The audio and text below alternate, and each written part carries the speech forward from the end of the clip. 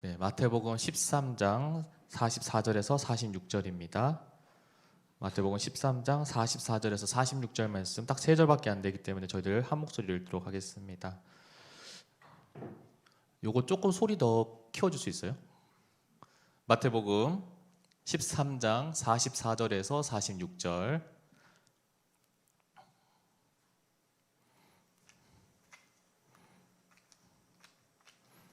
네, 저희가 한 목소리 듣도록 하겠습니다. 함께 읽겠습니다. 천국은 마치 밭에 감추인 보화와 같으니 사람이 이를 발견한 후 숨겨두고 기뻐하여 돌아가서 자기의 소유를 다 팔아 그 밭에 샀느니라. 또 천국은 마치 좋은 진주를 구하는 장사와 같으니 극히 값진 진주 하나를 만나매 가서 자기의 소유를 다 팔아 그 진주를 샀느니라. 아멘. 네, 우리 말씀 듣기 전에 우리 함께 고백하겠습니다. 말씀이 들려야, 좀 더 크게 할까요? 말씀이 들려야 생명이 되고, 말씀이 새겨져야 능력이 된다. 할렐루야. 저는 여러분들이 오늘도 이 자리 가운데 하나님의 말씀이 새겨지고 말씀이 귀에 들리는 귀한 시간 되기를 간절히 소망합니다. 자, 지난 시간 우리가 하나님 말씀 우리가 보면서 하나님 나라에 대한 얘기를 하면서 저희가 예수님께서 우리에게 전해주신 천국 비유에 대해서 계속해서 말씀을 우리가 찾아가려고 합니다. 그래서 지난주 첫 시간으로 씨 뿌리는 자의 비유에 대해서 봤습니다. 하나님 말씀이 복음이 씨에 뿌려졌을 때 그것을 받아들이면 어떻게 받아들이냐에 따라서 길가에 떨어진 씨 같기도 하고 어떤 데는 돌밭에 떨어진 씨 같기도 하고 가시밭에 떨어진 것 같은 그런 형상을 하고 있지만 사실은 그 모두보다 제일 중요한 게 뭡니까? 바로 내가 옥토와 같은 마음으로 기경되어 있어야 된다라고 하는 것이죠. 그것이 가장 중요한 핵심은 바로 하나님 말씀을 우리가 잘 들어야 되고 기억해야 된다는 거죠. 그리고 그 말씀을 우리가 중심으로 사는 그런 삶이 되어야 그 가운데서 우리의 삶이 하나님 나라가 임한다라고 하는 얘기를 합니다. 말씀을 우리가 이 자리 가운데 그냥 듣는 것이 아니라 우리의 말씀이 새겨지고 그 말씀 중심으로 살아야 되는 것이죠. 다시 얘기했지만 우리가 논밭에서 밭에서 우리가 어떤 농작물을 기른다고 할 때 토마토를 심으면 토마토만 심게 돼 있어요. 토마토를 심고 고구마를 그 밭 안에다가 같은 면적 안에다가 토마토를 심고 고구마를 심고 거기다가 장미꽃까지 심는 그런 경우는 없습니다. 우리가 하나님 말씀이 우리의 마음에 새겨졌다라고 하는 것은 우리의 마음에 심겨졌다고 하는 것은 그 말씀 중심으로 산다는 것을 이야기한다는 거죠. 우리가 그 다음으로 우리가 오늘 말씀 가운데 보게 되는 나라는요. 예수님께서 우리 가운데 비유로 하셨던 그 얘기를 우리가 하기에 앞서서 어제가 저는 뭐였죠? 할로윈 데이였죠. 네, 어제 제가 아베사설 연습하는데 제가 기도회주로 내려가니까 어떤 분이 저한테 얘기하더라고요. 다짜고짜 목사님 사탕 주셔야 된다고. 화이트데이인가요? 네, 사탕 주셔야 되는 제가 사탕을 드려야 되는 날인가요? 네. 근데 제가 그런 생각이 들어요. 할로윈 데이라고 하는 게 어느 순간부터인가 우리나라 가운데 굉장히 중요한 마케팅 행사가 돼버렸어요. 왜 제가 마케팅 행사라고 하냐면은 여러분 할로윈 데이를 왜 할까요? 왜 10월 31일에 이상한 분장을 하고 왜 갑자기 사탕 달라는 얘기를 왜 할까요? 여러분 거기에 대해서 혹시 유래라든가 그 진지하게 한번 생각해 본 적 있으세요? 여러분 이 할로윈 데이는요 사실은요 중세 카톨릭 교회에서 유래된 날이에요. 왜 유래된 날이냐면은 원래는 이게 기원전 5세기의 켈트족 문화였거든요. 온갖 귀신들이 다 살아나는 문화. 근데 그날 다음 날 오늘이죠. 11월 1일 천주교 절기에는 무슨 날이냐면 만성절이라고 해요. 이 날이 무슨 날이냐면은 그 교회에서 지정했던 교회에서 인정하는 성인들, 성자들, 영어로 하면 세인트죠. 세인트라고 하는 사람들을 기념하는 날이에요. 그러니까 이 날이 천주교 카톨릭에 있어서는 굉장히 거룩한 날인 거예요. 근데 그 거룩한 날 전날 이브, 전날이죠. 전날은 그러면 가장 거룩한 날이 그 다음 날이기 때문에 그 전날은 어떤 날이면 가장 어둑칙칙한 밤이 되는 거예요. 그래서 온갖 귀신들이 다 살아나는 날이라고 해서 10월 31일을 할로윈 데이로 지킵니다. 근데 여러분 여기서 우리가 중요한 걸 알아셔야 돼요. 죽은 자를 기념한다, 죽은 자를 기린다, 죽은 자를 우리가 기도하고 죽은 자를 위해서 기념하는 것을 통해서 하나님께서 역사하신다. 죄송하지만 그거는 성경에 나와 있는 게 아니에요. 카톨릭에서 얘기하는 성상 숭배라고 하는 것은 사실은 우리 교회에서 인정하지 않아요. 왜? 그것 자체는 아무런 의미가 없으니까. 우리는 오직 예수 그리스도의 십자가만 의지하는 자들이지, 우리가 거기에 파생되어 나오는 그냥 예수님을 묵상해서 그린 그림이 성령께서 우리에게 공급해 주신 능력이 있다, 예수님을 묵상해서 그린 조각이 거기에는 거룩한 힘이 있다, 우리는 그것을 인정하지 않아요. 왜? 우리가 우리의 삶에서 복음이 내 삶에서 가득해야 되고 들어와야 되는 것이 가장 중요한 일이기 때문이에요. 그럼 다시 얘기하면요, 그렇게 성인들을 기린다, 그 전날이 그래서 귀신들이 만연하는 밤이다, 죄송하지만 그것을 우리는 다 통틀어서 뭐라고 얘기하냐면 우상 숭배라고 얘기하는 거죠. 이해되세요? 그러니까 지금 이 대한민국 안에서 우상 숭배하는 문화가 굉장히 만연하는 시대를 여러분이 지금 살고 있다고 보시면 돼요. 저는 근데 이거를 보면서 제가 한 가지 몇 년 전부터 계속해서 관찰하게 되는 이상한 현상이 있어요. 어느 순간부터인가 점점점 성탄절 크리스마스 분위기가 타타타타타 내려가요. 사그라들고요. 식어요. 저 옛날만 하더라도 성탄절 하면은 곳곳에 트리를 막 그 장식하고 이제 걸어두고, 그리고 거리마다 캐롤이 들리고 했는데, 어느 순간부터인가 이제 12월 달이 돼도 이게 성탄절인지 아니면 그냥 11월인지 12월인지 1월인지 구분도 안 될 정도로 이제 썰렁썰렁한 분위기로 몇 해를 계속 보내는 것 같아요. 근데 어느 순간부터인가 이거랑 전혀 반대로 뭐가 계속해서 지금 마케팅에서 엄청나게 붐이 나냐면 바로 이게 할로윈이죠. 뭐 이상한 복장을 하고 이상한 복장을 가지고 사람들이 즐기고, 그것을 위해서 막 온갖 준비를 하고, 그러면서 이제 12월 31일만 되면 마치 내일은 없는 것 마냥 그렇게 분장을 하면서 거리를 돌아다니고 행진을 하고, 그리고 자랑스럽게 여기고. 지금도 어제 같은 경우에는 이태원은 난리도 아니었더라고요. 그렇게 코로나 때문에 그렇게 모이지 말라고 하는데 왜 그런지 모르겠어요. 그러면서 교회에서 예배 드리는 것 같고는 한참 되게 뭐라 해요. 너무 아이러니한 거예요. 제가 이야기를 왜 하냐면요, 그만큼 여러분 세상의 가치가 바뀌어간다는 거예요. 문화적인 흐름이 바뀌어간다는 거예요. 성탄절이 옛날에는 마케팅이 됐어요. 무슨 얘기냐면은 성탄절을 주제로 해가지고 뭔가를 팔려고 하면 팔렸다는 거죠. 근데 지금은 그게 안 되니까 뭘로 바뀌어요? 할로윈으로 바뀌는 거예요.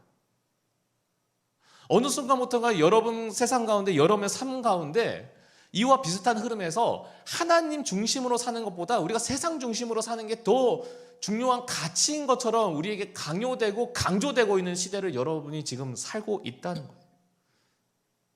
여러분이 이거를 아시고 들으셔야 돼요. 여러분 고개 드세요. 눈 뜨세요. 제발 잘 들으세요. 여러분 설교를 말씀하는 말씀 잘 들으세요. 지금 여러분이 졸 시간이 아니야, 지연아. 너 지금 핸드폰하고 시간이 아니라고. 지금 잘 들어요, 여러분. 오늘 말씀의 제목이 뭐예요? 쉽게 들어갈 수 없는 하나님의 나라예요. 우리는 하나님 나라 가면 되게 예수님 믿으면 된다고, 사도신경 외우면 된다고 생각하는 사람 되게 많아. 이제 예수님이 나를 위해 십자가에 달려 죽으셨다는 것만 인정하면은 우리가 천국 간다고 생각하는 사람 되게 많아요. 여러분 다시 얘기하지만 믿는다는 건요, 그 믿음대로 사는 거예요. 그리고요, 지난 시간에도 말씀드렸지만 우리가 말씀이 심겨지면 그 말씀을 중심으로 살아야 돼요. 그래야 잘하는 거 아니에요. 그게 아니라 전혀 헛된 것으로 우리가 말씀에 우리의 마음이 놓아 있다면은, 그건 우리는 말씀도 심고 잡초도 심고 엉뚱한 것도 심어놓은 그런 밭과 같은 인생을 우리가 살고 있는 거예요. 그게 우리의 영혼의 신앙 상태가 될 수 있다는 거예요. 제가 오늘 왜 이렇게 세게 얘기하는 줄 아세요? 오늘 그 정도로 이 말씀이 여러분에게 쉽지 않은 말씀이라는 거예요. 저한테도 쉽지 않아요. 저한테도 쉽지 않으면 여러분한테도 쉽지 않겠죠. 여러분을 깎아내는 게 아니에요. 그만큼 이 말씀이 어렵다는 거예요. 잘 보세요. 오늘 말씀에 밭에 감추인 보화의 비유가 나옵니다. 제가 이 이야기는 지난 연초에 한번 했어요. 간단하게 말씀드릴게요. 어떤 사람이 지나가다가 남의 밭에 금은 보화가 숨겨져 있는 것을 봤습니다. 아마 이게 흙이 좀 하면서 드러났겠죠.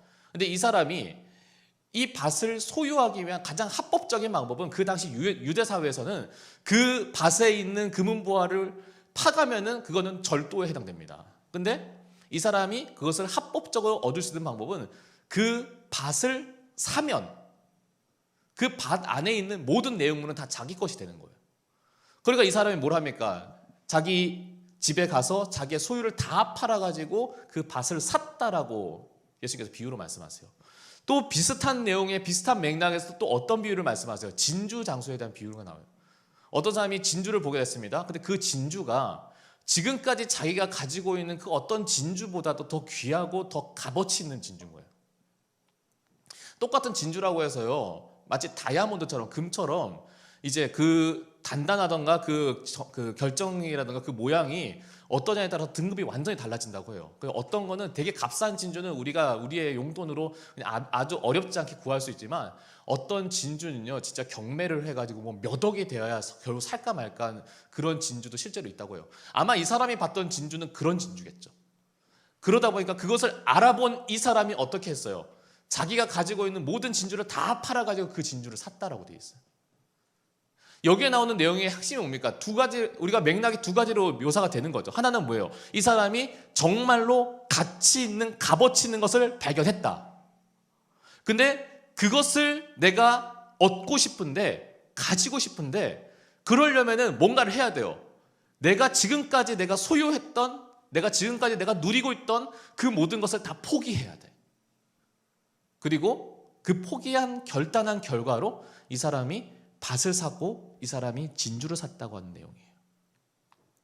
근데 다시 얘기하지만 하나님 나라는 이런 나라라고 예수님이 우리에게 말씀하시는 거예요. 이전에 내가 추구했던 것, 이전에 내가 정말 소중하다고 여겼던 것, 이전에 내가 정말 귀하다고 여겼던 것, 그것보다 더 가치 있고 더 값어치 있는 것이 하나님 나라라고 하는 것을 내가 인정하고 내가 결단한다면, 내가 그것을 인정하고 내가 그것을 믿는다면, 확신한다면, 결국 그런 사람은 어떤 사람이냐면 이전에 내가 추구했던 것, 이전에 내가 귀하다고 여겼던 것이 그 모든 가치의 순위가 하나님 나라보다 더 귀하지가 않은 거예요. 실제로 그렇게 살았던 사람이 성경에 나오죠. 바로 사도 바울입니다.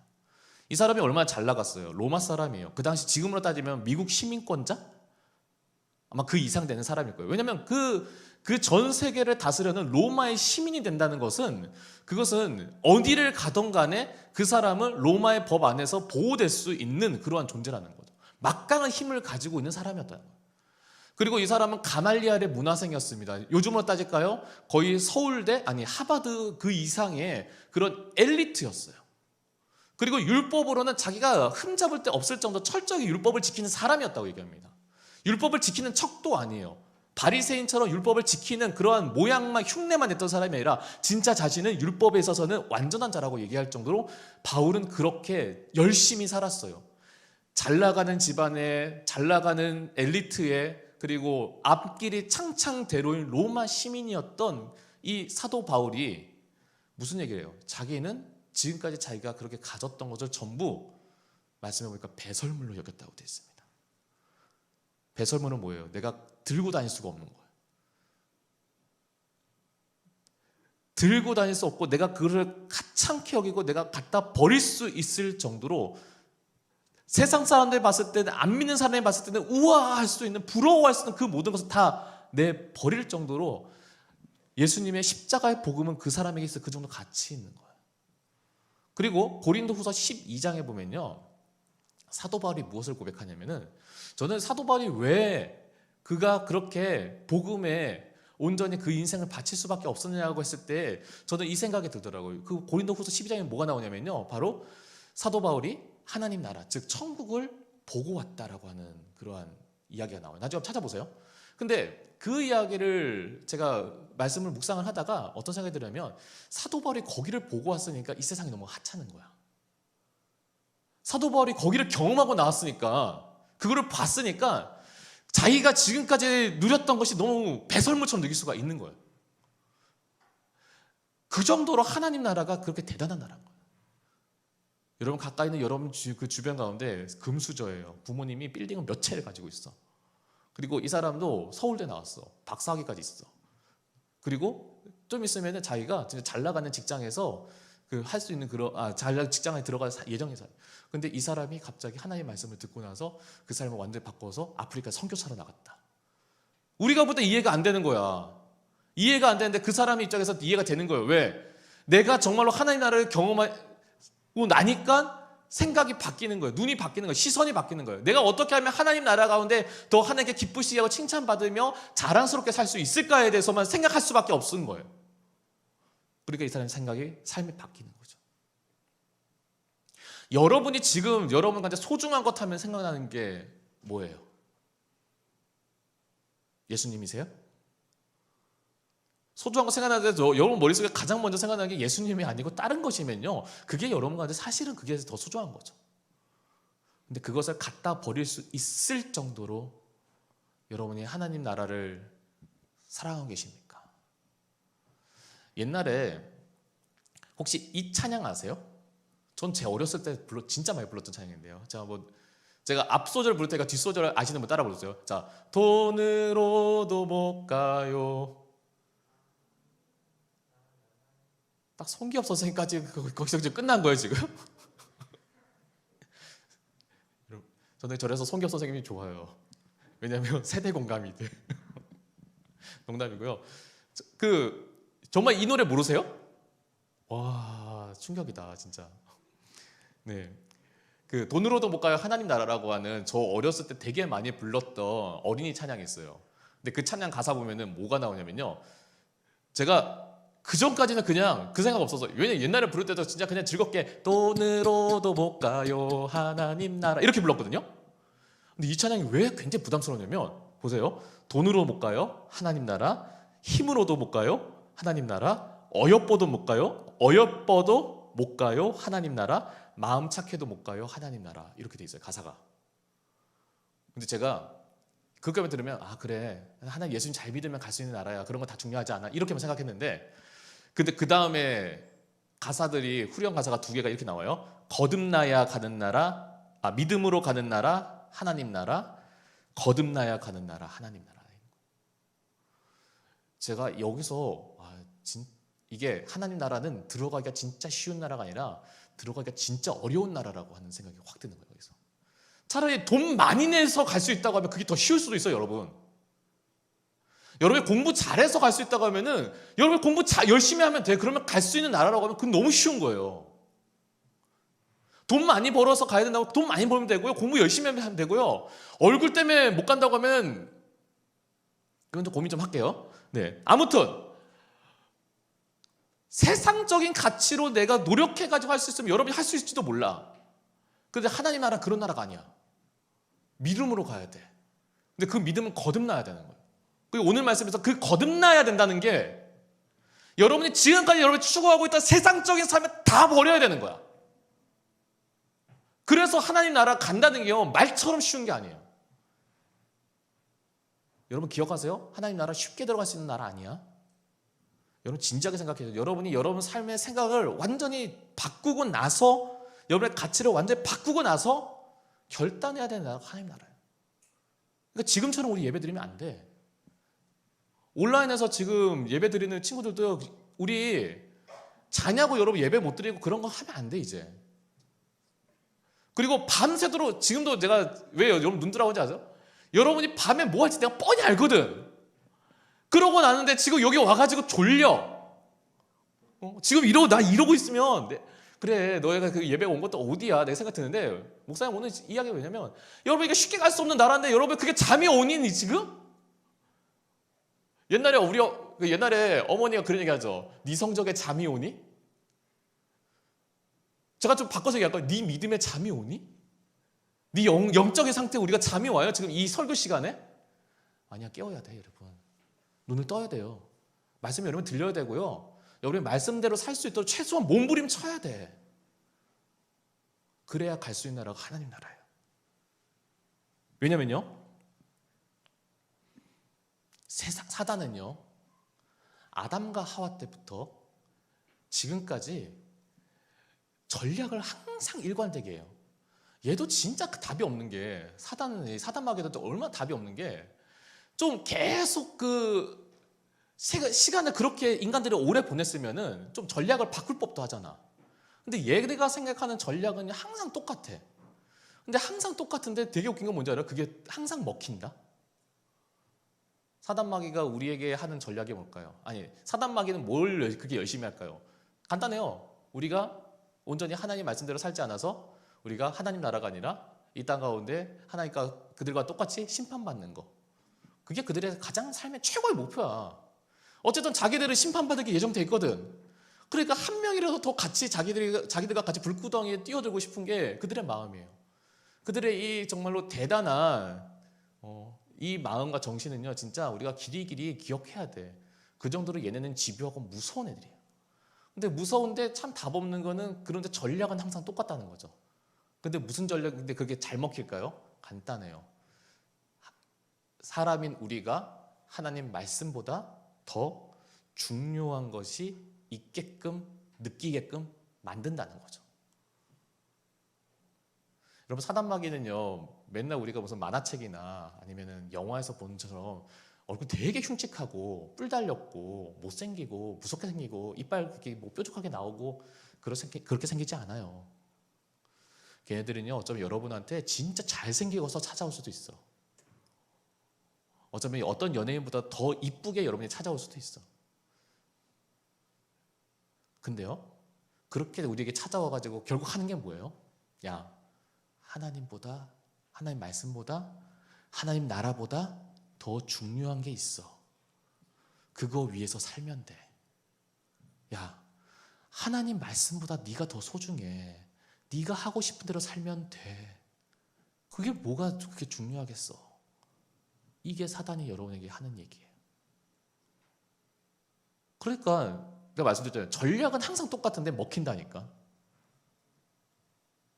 여러분 어떻게 사시겠어요? 제가 이것저것 여러분에게 이렇게 강하게 얘기한 이유가 있습니다. 우리는요, 이 코로나19 사태를 겪으면서 점점점 우리의 영적인 그늘에서, 이 그림자에서 벗어날 그러한 생각도 안 해. 틈도 없어. 그리고 점점 무기력해져 가요. 올해 초만 하더라도 예배가 이렇게 어려우면 어떻게 해서 예배를 어떻게 나와야지라고 하는 그런 마음에 대한 그 부담이 있고, 그런 부담을 가지고 어떻게 싸워 이기려고 하는데, 이제는 이게 너무 오래 지속되니까 이젠 그런가 보다. 온라인으로 예배 드린다고 해도 제때 예배 드리는 것보다 좀 피곤하면 좀 다음에 드려도 되지. 아니, 본방 못하면 무슨 이게 방송이야. 그냥 본방 못 들었으니까 이제 재방송 드리면 되지. 우리가 언제부턴가 그렇게 그러한 믿음으로 우리가 살고 있더라니까요. 안 해도 되지. 다음에 해도 되지. 미뤄도 되지. 지금 그거 미루는 것보다 내가 지금 하고 싶은 게 더 먼저인 거야. 우리가 지금 여러분이 지금 그런 시대를 살고 있어요. 그런 삶으로 살고 있어요, 지금. 근데 우리가 과연 앞에 얘기대로 우리가 가지고 가서 다 팔아가지고 밭을 사고, 우리가 가지고 다 팔아가지고 진주를 사고, 그러한 삶으로 우리가 하나님 나라를 소망하며 결단하며 살 수 있을까요? 없으니까 제가 이렇게밖에 여러분에게 전달할 수가 없는 거예요. 여러분, 하나님 나라 들어가는 거 진짜 쉽지 않아요. 근데요, 여러분, 이게 중요해요. 어려우니까 포기할 거 아니에요. 여러분, 어려우니까 그럼 저 그냥 하나님 나라 안 갈래요. 안 가면 뭔데? 안 가면 영원히 불구덩이에서 사실 거예요? 누가 그랬더라? 누가 그런 얘기 하던데요? 뭐 지옥에 가면은 정말 뜨끈뜨끈한데 무슨 불가마 같은데 나는 그 찜질방에서도 불가마에 오랫동안 있을 수 있으니까 난 지옥 가도 괜찮다고 하는 분들이 있더라고요. 과연 그럴까라는 생각이 드는 거죠. 그게 그 지옥도 내가 그냥 1시간 들어갔다 나오면 괜찮아. 우리가 생각하는 지옥은 그냥 상상 이상이에요. 여러분, 요한계시록 잘 묵상하면요, 거기에서 뭐 하나님 나라 뭐 이 땅까지 재림주 어쩌고저쩌고 하는 그 신천지 이야기 하지 말고 그냥 거기 묘사되어 있는 대로만 우리가 읽으면서 지옥이 어떤 것일까, 심판이 어떤 것일까 생각하면요, 여러분 지옥 가기 싫을 거예요. 옛날에 어떤 분이 그죠, 단테 신곡이라고 하는, 단테라는 사람이, 그 사람이 이제 그 소설로 쓴, 혹시 읽어보셨어요? 난 단테 신곡 읽어봤다. 아무도 없어요? 난 단테 신곡이라고 하는 책 제목은 들어봤다. 아무도 없어요? 야, 한번 읽어보세요. 나중에 그 읽어보면 거기에 지옥에 대해서 묘사가 되어 있는데, 물론 성경대로 나와 있다고 할 수는 없는데, 거기에 나와 있는 묘사대로 가면은 참 지옥이라는 곳은 절대 가면 안 되는 곳이에요. 근데요, 자 여러분, 다시 말씀에 돌아올게요. 어쨌든 내가 힘들다고 해서, 어렵다고 해서 포기할 하나님 나라가 아니잖아요, 여러분. 최소한 여기 앉아 있으면. 근데 그렇게 어렵게 내가 결단해가지고 내가 그렇게 해서 어렵게 들어가는 하나님 나라라고 하는데, 그 하나님 나라를 들어갔을 때 이전에 내가 정말 고통스럽게 내가 포기했던 것들이 그게 이제 더 이상 고통이 안 되는 나라가 하나님 나라예요. 제가 앞에서 그래서 그 얘기했잖아요. 사도 바울이 왜 자기가 가진 건 다 버려놓고 하나님만 쫓을까? 하나님 쫓으면서도 그 사람이 그렇게 뭐 평평 내려했나? 하나님 복 주셔가지고 맨날 그 복음 전할 때마다 많은 사람들이 막 자질러져가지고 예수님을 믿고, 그리고 예수님을 믿는 것을 방해하려고 하는 무리들을 그냥 얍하면은 하나님께서 다 물리쳐 주시고 그랬어요? 아니잖아요. 사도행전 보세요. 얼마나 힘들게 복음 전인지 알아요? 복음을 전하다가도요 핍박당하고요, 복음을 전하다가요 죽을 뻔하고요, 그런 일들이 부지기수예요.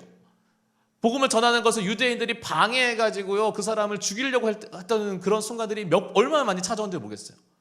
사도 바울이 그렇다고 해서 건강했나요? 말씀을 전하다가도 간질 때문에 쓰러질 때가 부지기수였어요. 그러한 연약한 인생을 평생을 살았던 사람이에요. 근데 그럼에도 불구하고 그가 포기하지 않고 하나님 나라를 꿈꿀 수 있었던 이유는 단 하나예요. 하나님 나라를 봤기 때문이에요.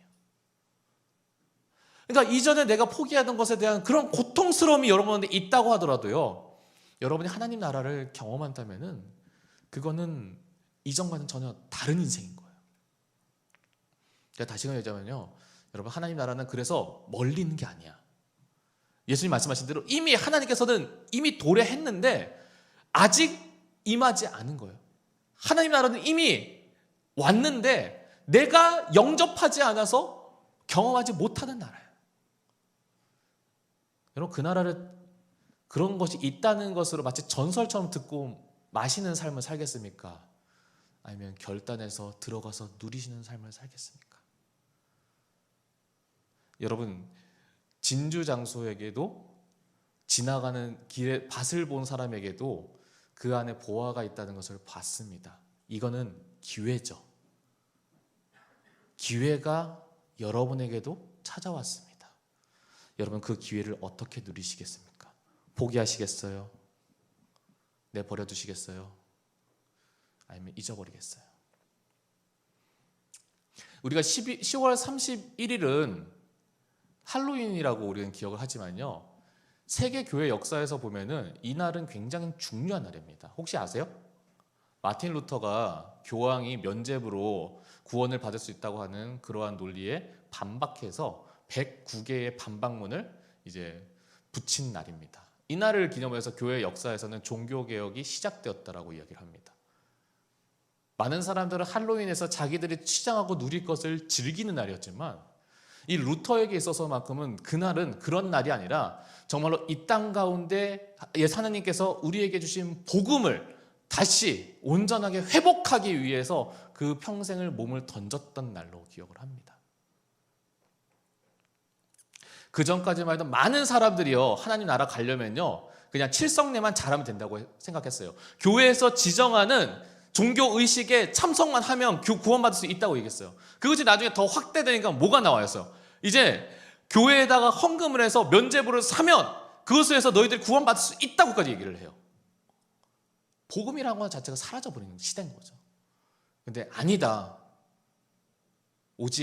사람은 오직 믿음으로 말미암아 구원을 얻을 수 있다. 이게 하나님께서 우리에게 말씀하신 거지 그거 외엔 다른 것은 없다라고 했던 게, 그래서 교황을 상대로 해서 대놓고, 그 당시로 따지면 황제를 상대로 해가지고 개인인 한 사람이 대놓고 싸웠던 시대가 날이 바로 그 날이에요.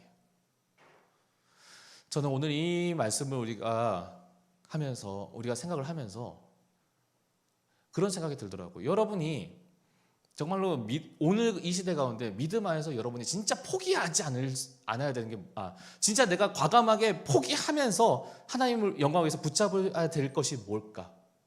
그것이 여러분 뭘까요? 그것이 여러분 뭐겠습니까? 그건 사람마다 다르죠. 저에게도 있을 거고요. 제가 생각하는 것과 여러분이 생각하는 것과 우리 선생님이 생각하는 것이 다 다를 겁니다. 근데 그것을 포기하고 하나님 나라 붙잡는 게 아닌 게, 그 과정이 굉장히 어렵고 힘들지는 모르겠지만, 그러나 그것을 취하는 사람들이 이전과는 다른 삶을 살 수밖에 없는 거죠. 전 여러분들이 그 하나님의 선택의 초대에 여러분이 지혜롭게 잘 선택하셔서 정말 하나님 나라를 여러분 삶 가운데 경험할 수 있는 그런 저와 여러분 되시기를 간절히 소망합니다.